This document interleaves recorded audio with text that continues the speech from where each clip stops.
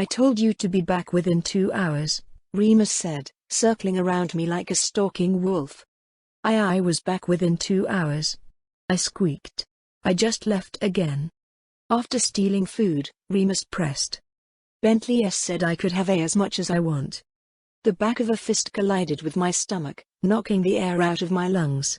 It took everything I had to not double over and collapse. Hunters can have as much as they need, Remus snapped. Do you think our supply of food is limitless? We have what we have because we earned it, risking our very lives. It's why I'm here, sir. I choke out, standing up as straight as I can manage. I'm just trying to feed my family, sir. Then you can do so with the money we pay you, brat, and the value of everything you stole today will be cut from that first payment. Is that clear? Yes, sir. Sorry, sir.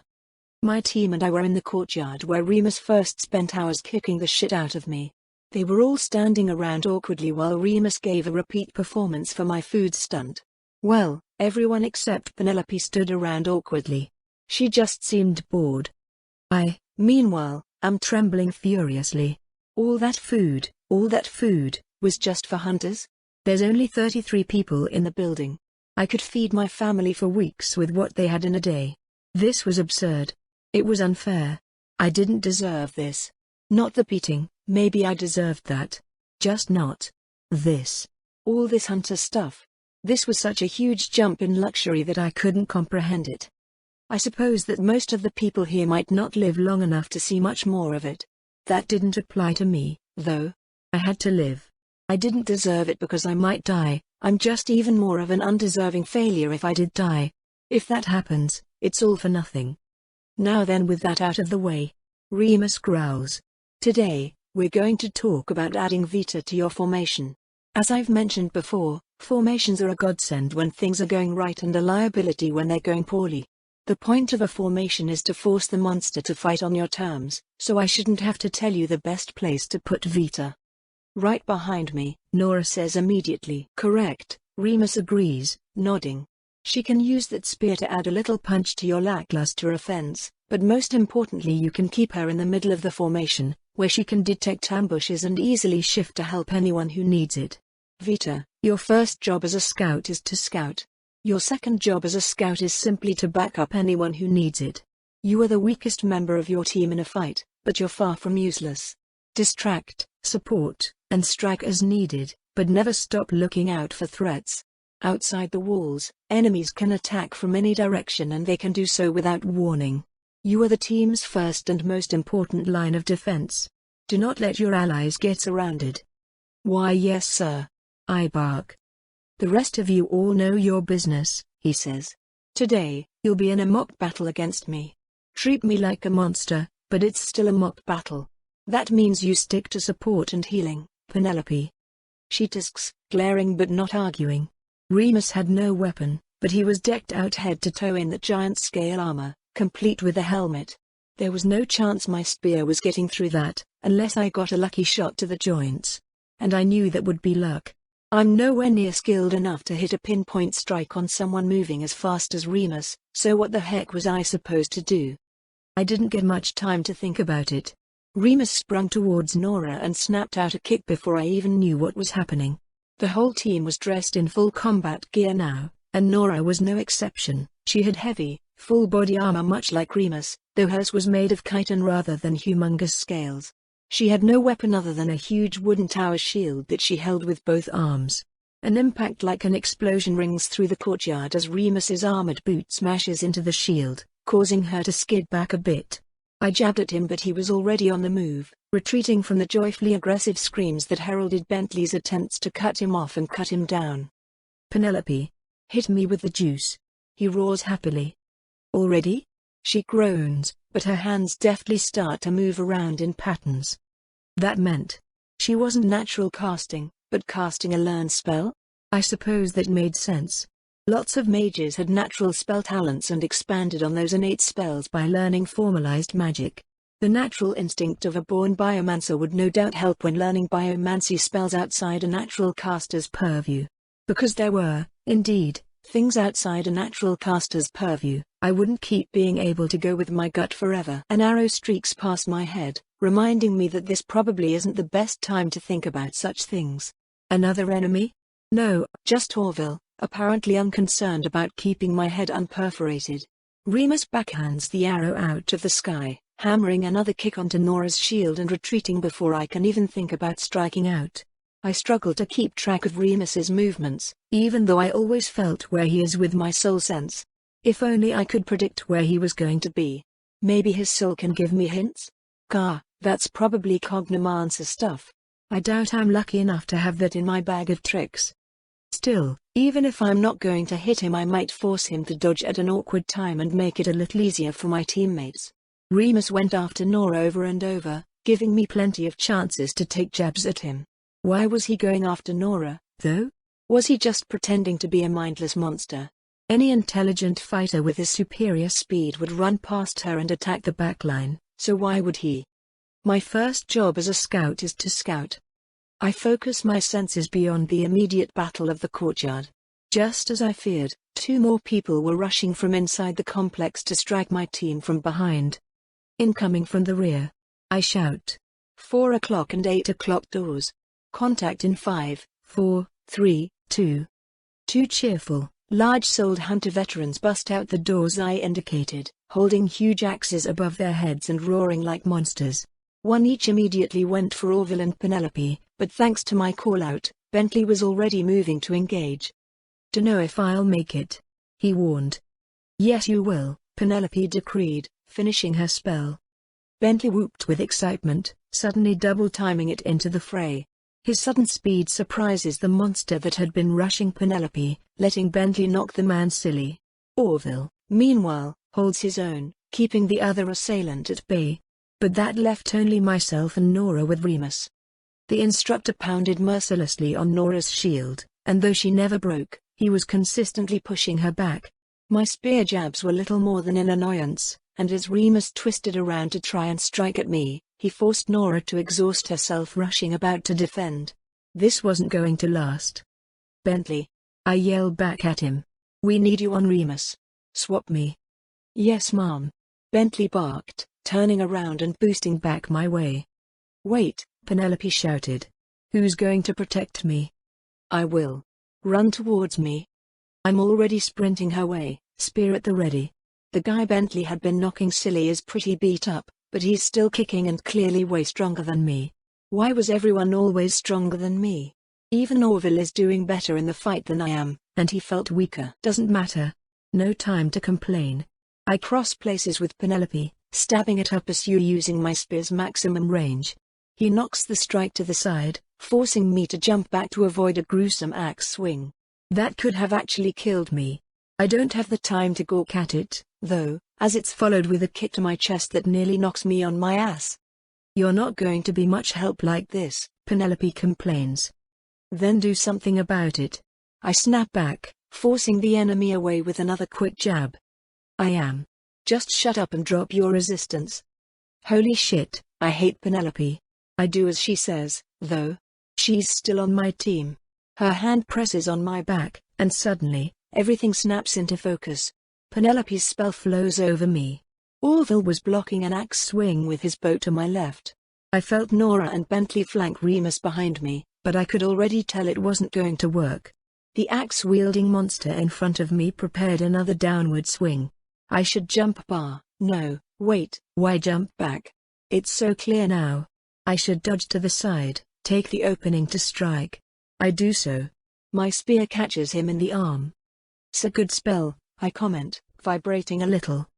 "It is, isn't it?" Penelope says smugly, but I've already stabbed the axe guy 2 more times before she finishes. The damage is superficial, more due to his skill than mine, but he makes a show of dropping his axe and running off anyway. "Go help Nora," I suggest, running towards Orville.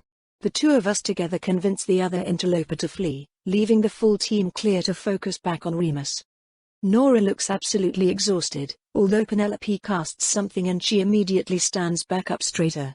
As Orville's arrows start to fly, Remus actually starts getting pushed back a little.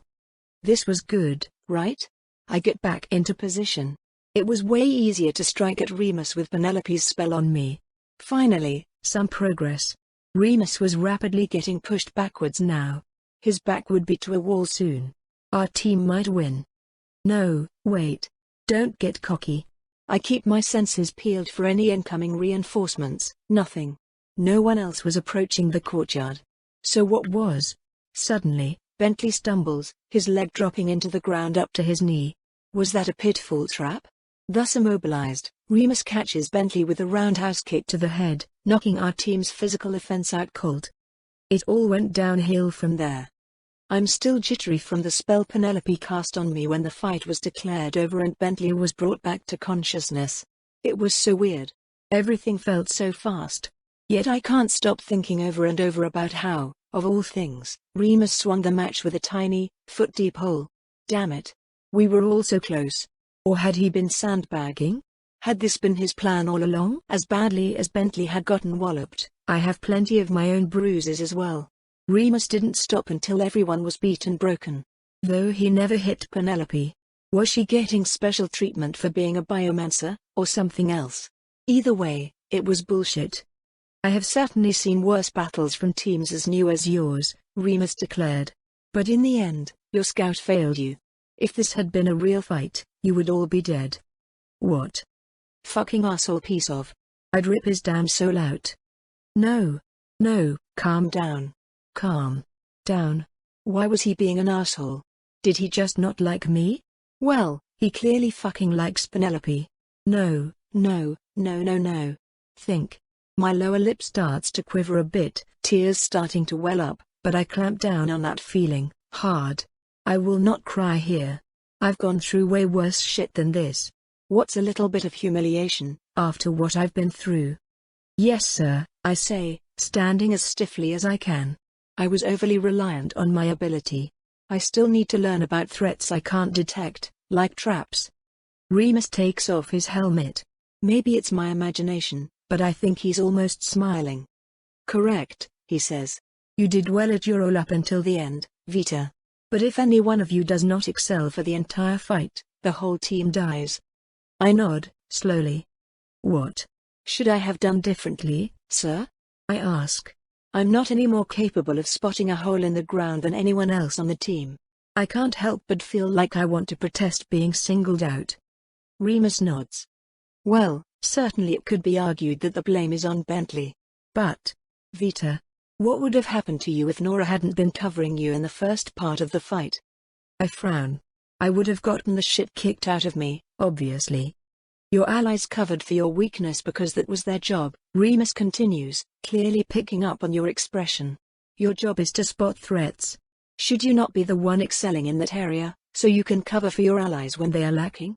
That is what it means to be part of a team. Do you have any sort of talent to accelerate your growth as a warrior, Vita? Well, technically I did. Soul eating made me physically more powerful, and would probably continue to do so. Yet it seems like a dumb idea to bring attention to that. No sir, I don't, I lie. But I can train and become stronger without a special talent? He nods. That's true. You can and you will. But all your allies will as well, and your allies have a head start, a superior body frame, and exactly the special talents you lack. They will always be covering for you physically. But as you can clearly see, he kicks at the ground next to the trap. There's a lot more to surviving than muscle and blade. You are perceptive. You make sharp decisions quickly. Focus on that, and you will be indispensable to your team. He turns his head. Orville. You get too tied up trying to do things on your own. Communicate more with your team. Penelope, you talk too damn much. Focus on your spells, not sassing your teammates. Nora, you need to work on your offense. Get something other than that board to work with. Bentley, you're as empty-headed as ever. You need to focus on predicting your opponent, don't just swing it wherever they happen to be standing. Got it? Good. Dismissed. Remus about-faces and promptly leaves us, giving the team the opportunity to soak in our failures. Nora shakes her head and makes her way to the mess hall, she's sweating like crazy. Penelope makes her way back to our shared room, while the boys stick around.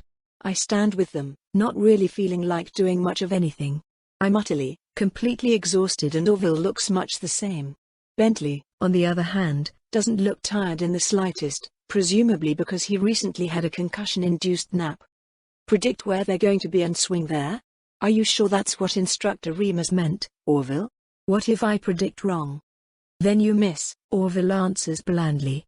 Exactly. Bentley exclaims. It makes way more sense to swing where they are. If I'm missing, that just means I have to swing faster. Aha. And how many times did you actually hit Instructor Remus? Bentley scratches his cheek, not meeting Orville's eyes. Okay, so I have to swing a lot faster. Has anyone ever told you that you're an idiot, Bentley? I turn away and start to head back to my room. Part of me wants to talk to them, but I'm just not feeling it right now. Unfortunately, Bentley spots me leaving and runs up to clap a hand on my shoulder. Hey, Vita. I just wanted to say, it's totally not your fault that I stepped in that trap. Remus is just tougher on you because you're so new, I think. He chewed us all out like that when we first joined. Yeah, I agree. Thanks, Bentley. I'd figured that was the case, but knowing it wasn't making it feel any better. Also, he continues, I think it's really cool how you ran off to give all that food away. I never thought of that, but it's a good idea. I bet my mom would love the bread they bake here.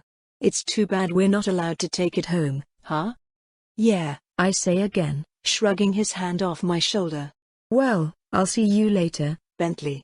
I'm going to go take a nap. Oh, of course. Sorry. I'll be sure to be quiet. He waves goodbye, smiling. I manage to smile a little bit back. Trudging up the stairs, I open the door to my room and step inside. Penelope is there, as I already knew. Soul sense was useful like that. Ah, so the great failure of the mock battle returns, she comments blandly, not looking up from her desk. It was like turning a faucet.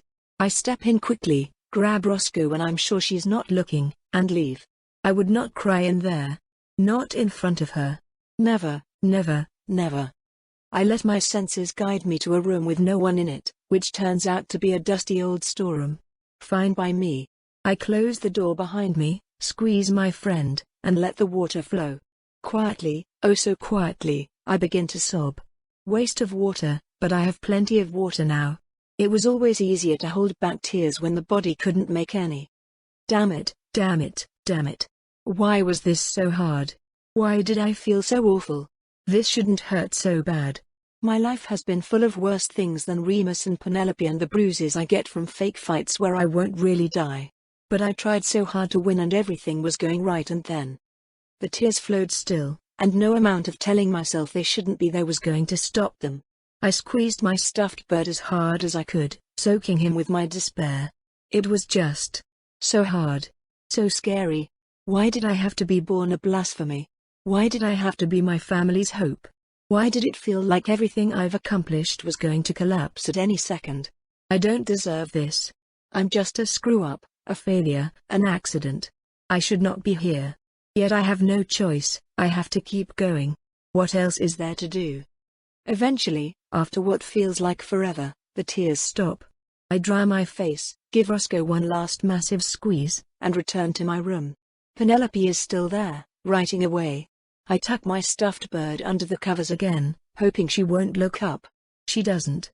I sit silently on my bed, just me and her in the room. I hate her so much. Yet I have to make friends with the healer. Lynn said so. What are you writing? I ask quietly. Research notes, she says simply. What are you researching? She gives a long-suffering sigh.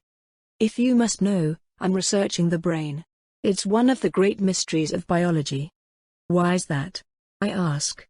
She glances at me judgingly, but decides to respond. It's too big. Much too big. Yet it's far too big in almost every animal that has a similar bone structure to humans, and even many that don't.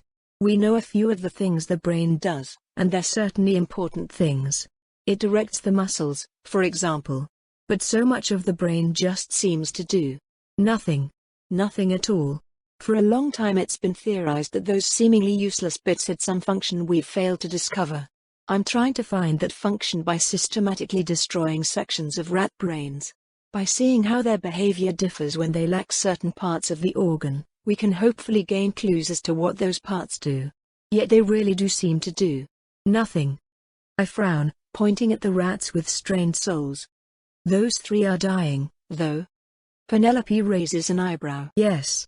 What I'm doing is a delicate operation, and I failed on all three of them. My natural power is particularly suited to precise tissue removal, which makes me a better fit for this kind of study than many far more experienced biomancers. It's still difficult. This one, though. She picks the healthy rat out of the cage, carefully and daintily. I've destroyed almost 30% of this little one's brain. Nearly the entire frontal lobe. And I can't determine any change in its health or behavior whatsoever. Why? If it was just rats, that could be dismissed as a quirk of nature. But almost every mammal is like this. It's so strange. What is this part of the body supposed to do? Does the brain correspond to the soul at all? I ask after a while. She rolls her eyes, responding in her most condescending tone yet. If you had any actual interest in the field whatsoever, you would already know that the prevailing theory is that the unidentified parts of the brain form the communication link between body and soul. This is obviously connected to my research, since I am in the process of potentially disproving it. Now stop acting like you care or understand, and leave me to my work. Deep breaths. Can't let her get to me.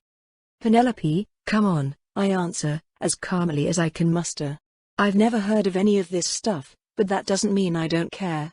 I'm just trying to get to know you and get along with you. I'm trying to be nice.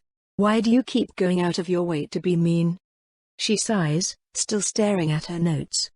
Because you're fake. Huh? Why did you feel the need to get along with me, Vita? Penelope asked. Is it because you care about who I am? Or is it because you know I'm your healer? Don't worry, Vita. I know I'm just your magic dispensary, and I will perform adequately at that role to ensure you stay alive and healthy. You don't need to pretend to care about me to get that service, so please feel free to stop. I swallow, blushing hard. Well, I had been trying to get to know her because she could heal, yeah. Was that really all that bad, though? Is that not how it starts? I asked quietly. Am I supposed to care about everyone off the bat? I'm asking because I'm sure there's a lot more to you that I want to know. Well, if only I could say the same about you. I feel tears start to come again, but I hold them in. Never mind. Fuck this girl. How come Remus doesn't smack you around like he does for everyone else, anyway? Maybe we could bond over that. Because I don't need it, I suspect. She puts the lab rat back in its cage. If Remus wasn't demanding I babysit you all instead, I could kill him and the rest of you together. She says this with perfect, serene confidence, like it was no big deal. I frowned, thinking. That's a bold claim. How would she do it with a disease? Even if Remus is too strong to cast magic on directly, he can still get sick. Exactly, she answered, smiling a little. Your lungs would fill with blood in a matter of seconds. It must be awfully jarring for someone so strong to have so much to fear from a girl my age. Perhaps he doesn't know how to handle it. I stared at her, wondering if she really believed that. I think she did. She was too smug about it to be anything but serious. That was odd to me. Her conclusion didn't make sense. I don't get it. Our lungs fill with blood. Then what? We'll die eventually, I guess. But will we die immediately? How long would we have, Penelope? 5 seconds? 10? A minute? Have you ever killed somebody before? She blinked, momentarily taken aback. Well, no. Of course not. I'm not a murderer. I'm merely stating. How many people have tried to kill you? None. Why would anyone? Okay. That explains it. It's not really that simple, Penelope. I leaned in, staring very, very intently. If she wanted to act like I had nothing to offer, I'd gladly give her a bit of common sense. Without your fingers, you can't heal. Right? You need them for that, because it's all learned biomancy. Gotta draw your little spells. Your natural talent is disease. Take too long killing us, and we'll just kill you back. I could break your fingers, Remus could cut them off. Then your life is just a stab to the kidney or a slash to the neck away. Being able to murder isn't special, Penelope. Remus can do it. I can do it. A 6-year-old with a sharp stick can do it if they know how. People die. No one here is afraid of you just because you can end our lives. We trust you not to because you're smart enough to know the consequences, same as anyone else. I stared at her, unblinking, as she struggled to respond. Her casual boast couldn't match the conviction in my words. I was serious. If it came down to it, I would kill her. I wish that wasn't the case. I certainly didn't intend to kill her. Yet I knew she couldn't be more wrong. Remus is not afraid of her, and neither am I. Penelope looked away, turning back to her notes. Well, it's not relevant. As I said, I have no actual desire to harm any of you. I couldn't tell you why Remus gives me special treatment. I still intend to work with you, regardless of how much you'd apparently enjoy seeing me dismembered. I knew going in that none of you would like me. If you weren't such a bitch, we would like you. We're trying. She scowls at me for a second, then returns to her notes. Leave me alone, Vita. I curl up onto my bed.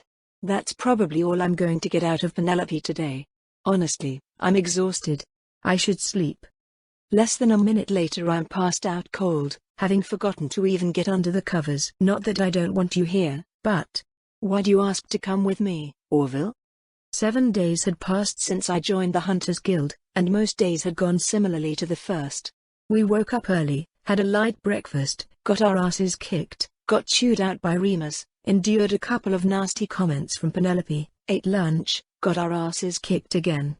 It was pretty routine at this point. Except for the whole lunch thing. I can't believe we're expected to eat 3 times every day, possibly even more if the day was a long one. Utter insanity. It kind of pisses me off. I asked why hunters were expected to eat so much, and everyone looked at me like I was crazy. At least I didn't have to stay in the guild hall all day every day. I was worried that I would, but thankfully I still have a bit of time to go around town. I even got paid a little bit during the training, to live off of. Apparently it was hardly anything according to Nora, but I immediately went and asked the secretary people if I could see my daily pay. When the coins plopped in my hands, I could hardly even believe it. This could be split 12 ways. How was this hardly anything? Every day after that, I collected my pay and went to buy food as soon as we got our first break. Not for me, since the guild had plenty, but for the shack. Just simple, cheap stuff, quantity over quality. But unless the day was especially short, I had just enough to buy a shitty street rat meal for everyone. Remus has been on my ass to spend time with people during my breaks, Orville eventually answers, staring around. The two of us were wandering the stalls, heading deeper and deeper into the bad parts of the city so I could find a vendor who actually sold food at a reasonable price. I didn't need any of that fancy stuff that had actual flavor, after all. I'm just here to keep people alive. And you chose me? You never talk to me. He stares down at me for a while. Yeah, he eventually says. You don't really talk to me either. It's why I picked you. I nod. That made sense. So many of the others would talk about nothing well past there being nothing left to talk about. Yap, talking to talk. Orville must not like it either.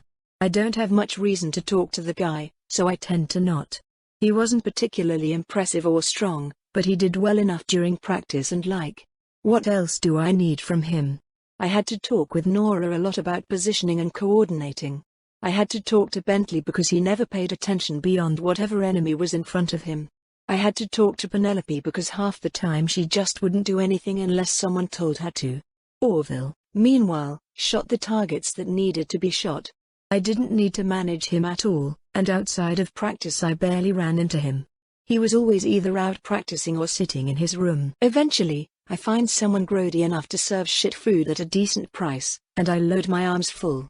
Orville offers to help carry some of it, which I gladly take him up on. From there, I lead him through the back alleys, twisting further and further into the figurative underbelly of Skyhope. Even I now notice the marked decrease in the quality of my surroundings. It was odd feeling so comfortable here, now that I looked so very, very out of place. I drew eyes that a starving street rat would quickly scamper out of sight from. I had to meet those eyes now, lest I be seen as a target. Vita, Orville eventually comments, are you sure we're in the right place? There are a lot of criminals here. Not all homeless people are criminals, I grumble. Orville glances back to an alley entrance we just passed, where a group of 5 men had been kicking the shit out someone. Oh. Well. Yeah. Those guys were criminals, I admit. Is this safe? He asked. No, not really, I tell him. Did you bring your bow? No. I did not think I would need it. That sucks. Either because or in spite of my weapons and armor, however, we make it to the shack unaccosted.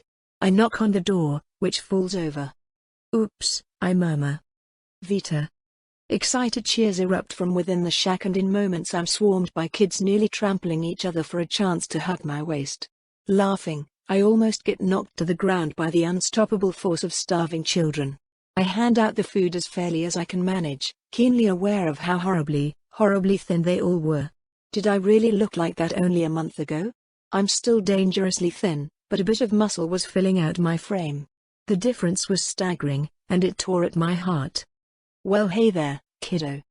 I looked up, grinning as Rowan stepped over the tide of children and pulled me in for a hug.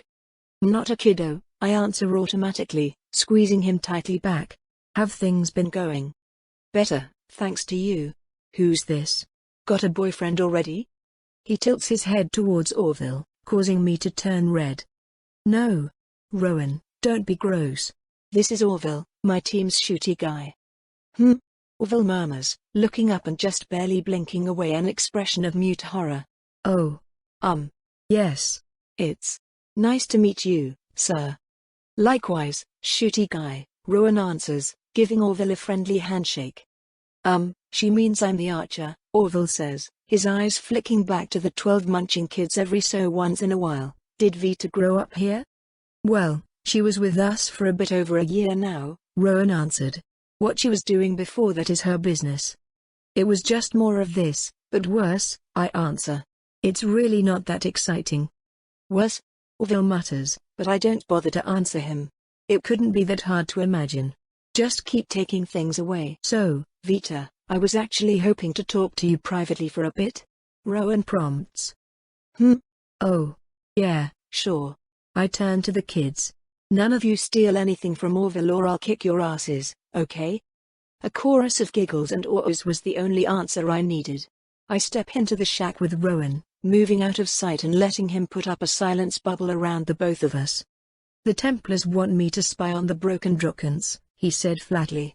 Oh, I murmured. Well. Shit. Yeah, oh shit is right. I don't know how they found out my connections.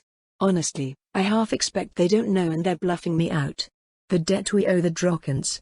Well, it mostly exists because their boss wants Lynn and I to work for them on more dangerous jobs. Trained mages are worth their weight in metal in this part of the city, and Lynn is. Lynn. I didn't think it was worth the risk, but now the Templars want me to take that offer, join the gang, and report back to them. I scowl. Do you even have the option to say no? I don't know, he answers. Maybe. But they're Templars. They could make my life hell in all sorts of non-aggressive ways if they felt like it, and they probably will.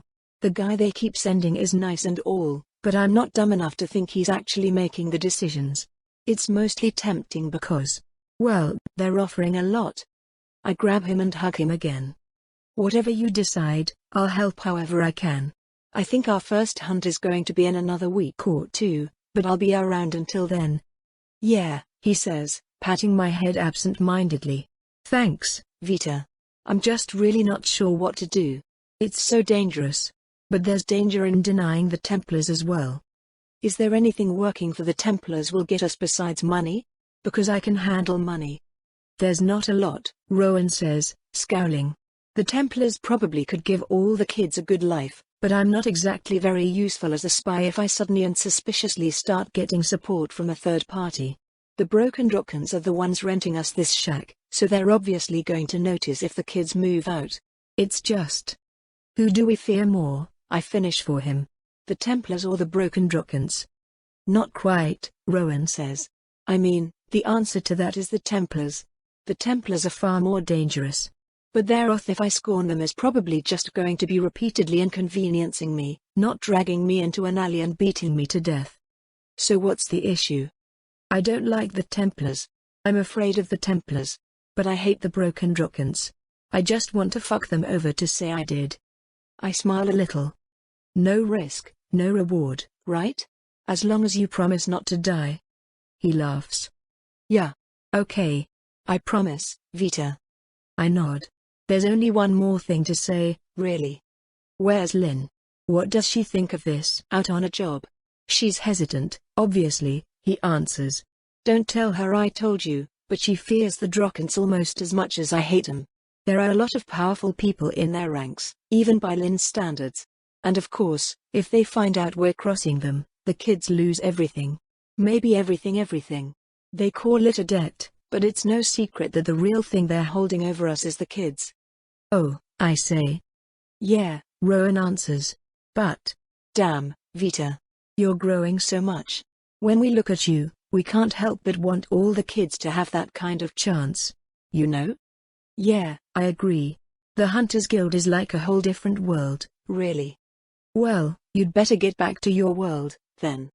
Rowan claps me on the arm and ends the silence bubble, the both of us exiting the shack together.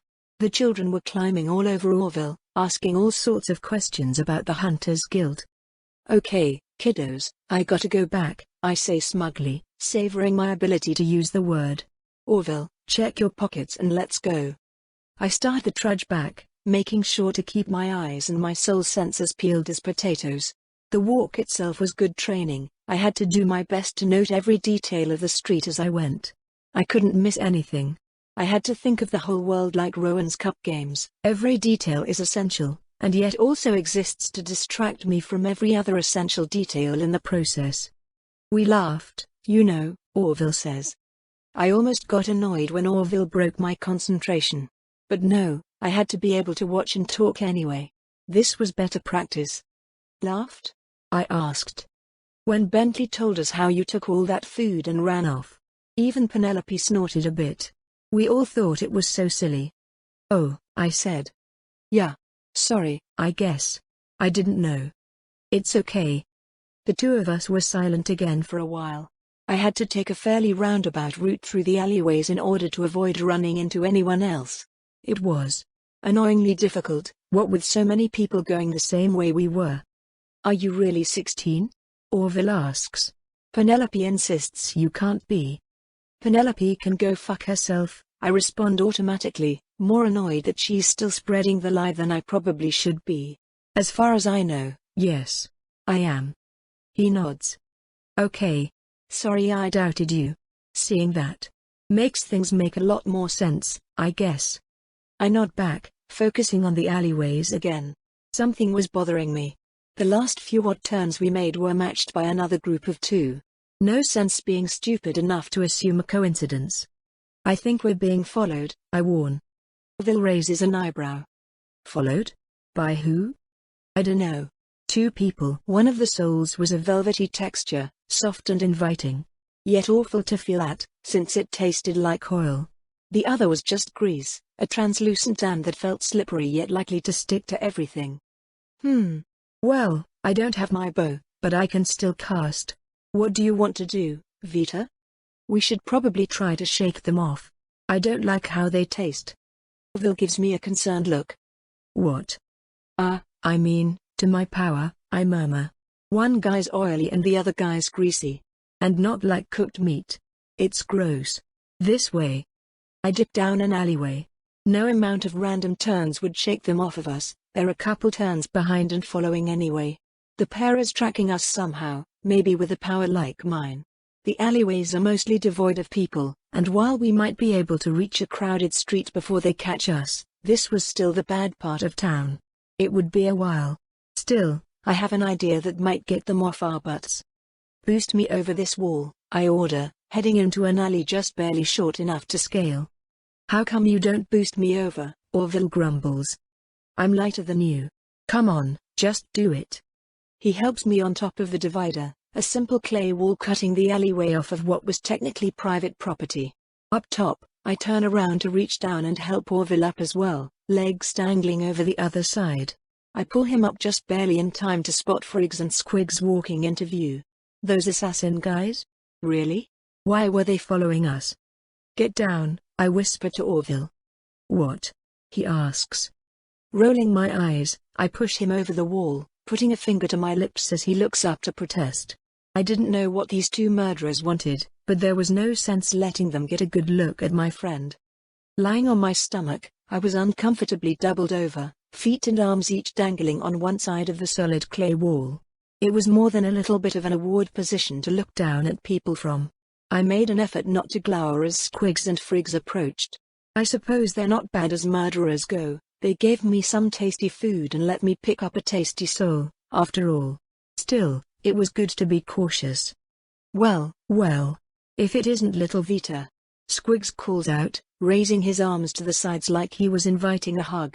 You didn't tell us you were one of Lynn's brats. You didn't ask. I called back. It's not a secret or anything. We're just surprised, Friggs replies smoothly. We know Lynn quite well. We're co-workers, even. Her employer hires us from time to time. The shorter man, Friggs, had the velvety soul, and was much better at acting proper and polite than his partner. Though he still creeped me out. Well wishes to you both, then, I say down to them. Why are you following me? We're just pleasantly surprised. Squigs says, grinning. You're looking so much better than the last time we saw you, it's like you're not even the same person. Doing well for yourself, aren't you, Vita? Quite well indeed, Friggs agrees.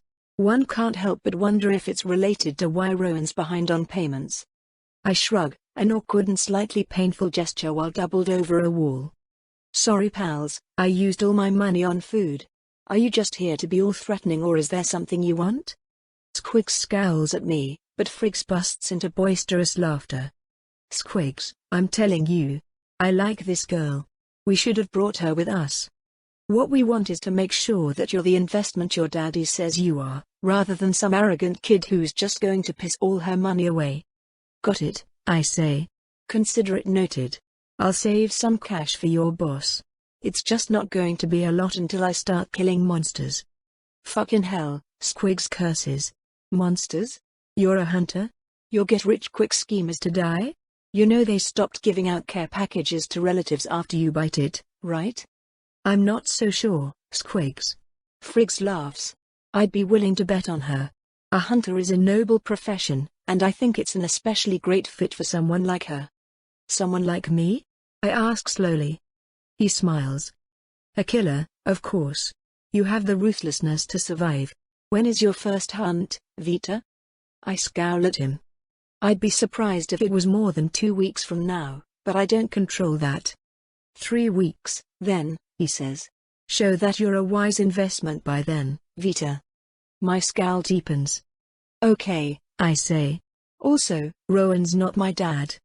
I hop off the wall on the other side from the pair of killers, landing next to Orville.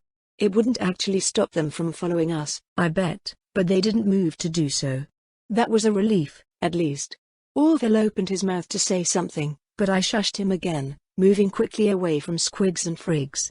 I kept mental track of them all the way until they left my detection radius, and only then did I start to relax a little. Okay, I said. Now you can talk. Are you in debt to the mob? He hissed. Technically no, I say. But basically yeah. More like they're making me responsible for someone else's debt because they can and might stab someone I like if I don't help pay it. He gives me a funny look. You are weirdly nonchalant about this, he says. I shrug. It's not that big of a deal. I was planning to help pay it anyway, they didn't need to threaten me over it. But they did. Shouldn't you be worried? I frown, thinking about their soul sizes. Not that much bigger than mine. I might be able to take them. He stares at me for a bit as we walk. They called you a killer. Have you killed before? Yeah. How many? 1, I lie. Unless you count rats. What's way more common is how many I see die. How many would that be? I think about that for a while as the path finally breaks out into busy streets, the city rapidly becoming more inviting as we leave my part of town. Dunno. Hundreds, I admit. Sometimes you just hunker down somewhere for the night and the people next to you never wake up. Sometimes people get sick and take everyone they know with them when they go. Sometimes you're just walking down the street and a man stabs another down the alleyway. It happens all the time, really. Orville nods slowly. Do you want to talk about it? He asks. I shrug. I do want to talk about it, actually, but I probably shouldn't. Grig was a secret I'd probably have to take to my grave. Shit's rough where I grew up, I say instead. I mean, I wasn't joking when I asked you guys why hunters ate so much. I didn't know most people ate 3 times a day. I trail off, not sure how to continue. It's honestly a little scary to think that your place is in the same city as all the stuff I'm used to, Orville says quietly. No one should have to live like that. Well, feel free to give my family as much money and food as you want, I grumble. Just not too much food. I've seen people die from getting a sudden windfall and not knowing when to stop eating. Do you mind if I join you tomorrow as well? He asks. I stare at him for a while, watching him fidget. Just remember to bring your bow next time.